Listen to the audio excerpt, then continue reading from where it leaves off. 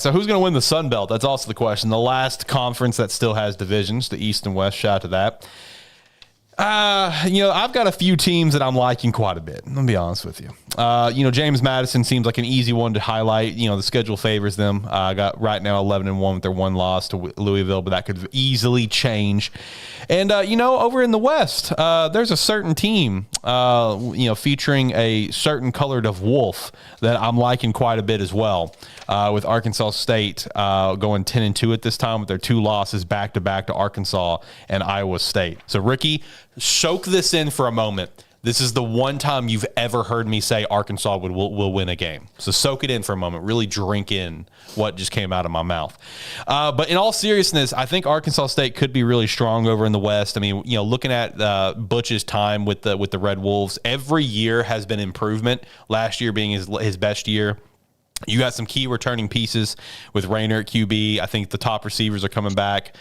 You've got still some good running back action. I think this is a team that can really do well. There are a couple of key games that are going to decide the West, and I think that's going to be Week 6 versus Texas State.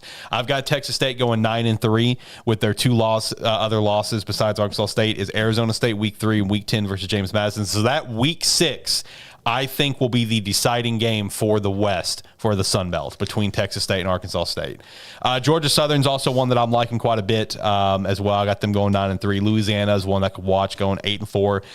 Old Dominion is one to kind of also keep a lookout for over at a 7-5. And then I feel like it could be a growing pain year. Right now I've got them going 6-6, but at the same time, you got a lot of transfers from the team that did really well. Southern Miss is one that's like, could be interesting. I got them going 6-6, but they do have Charlie Huff from Marshall, and he's also pulled in a lot of his transfers from Marshall, who won the Sun Belt last year, among other teams.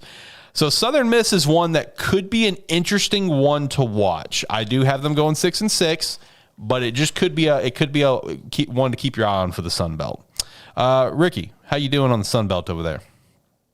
You have Old Dominion winning how many games? 7. I see 5. I don't see 7, but that's 7-5, brother. 7-5.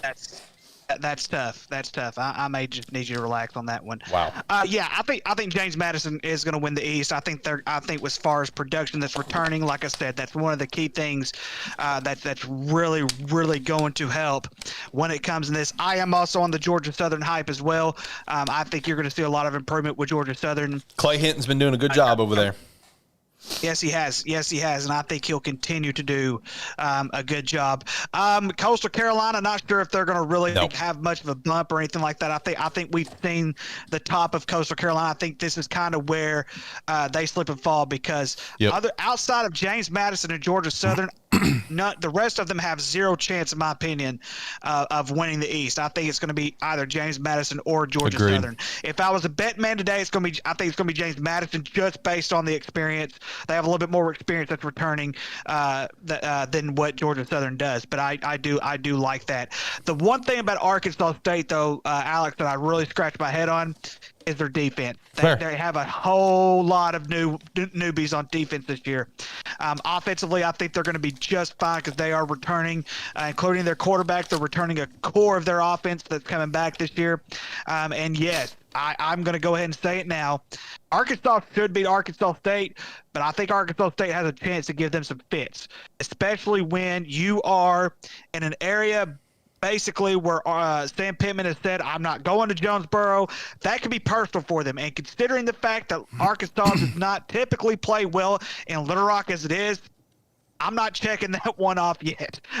Respect. I ain't going to lie to you. I'm not going to lie to you boys. I really like this Arkansas State offense. I really do. And so, but yeah, you do have them with a great improvement with just on the offensive side of the ball, and so defense, like I said, is definitely going to be key. But I think they're going to be up there with Louisiana and South Alabama. But don't sleep on Troy either. I think Troy has a potential to win that division this year. The only thing with Troy that I don't like is they tend to slip up toward the end of the season, and that's could be the case this year, especially when they do host Arkansas State.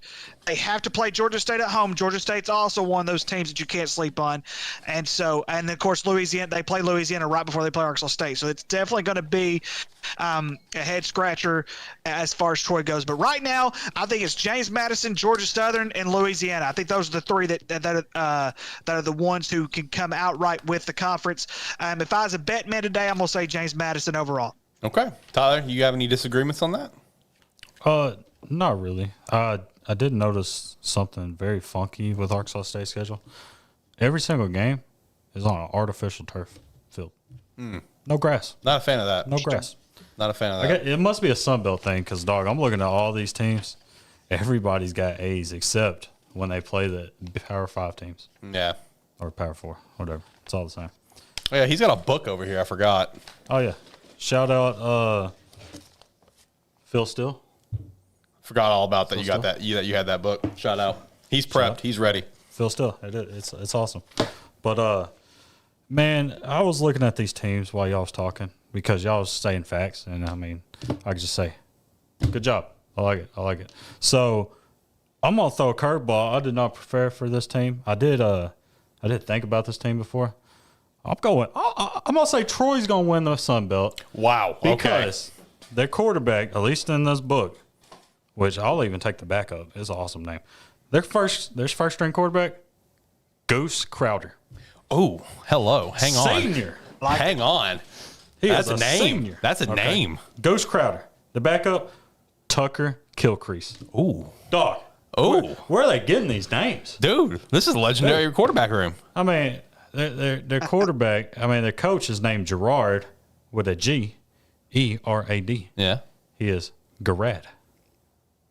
That's fancy. That's a That fancy is. word. That's fancy, yeah. So like you like Troy. like it. You like Troy. I'm here for Trojans. it. Yeah. Trojans up. Five returning starters and offense and defense.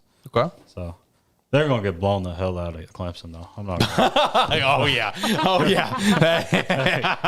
Good luck. Good luck. But outside of that, Hey, outside of that, could have some fun. hey, if they keep Clemson under 73, solid day. Yeah, good day in my opinion. Hey, let the goose run. Let the goose run.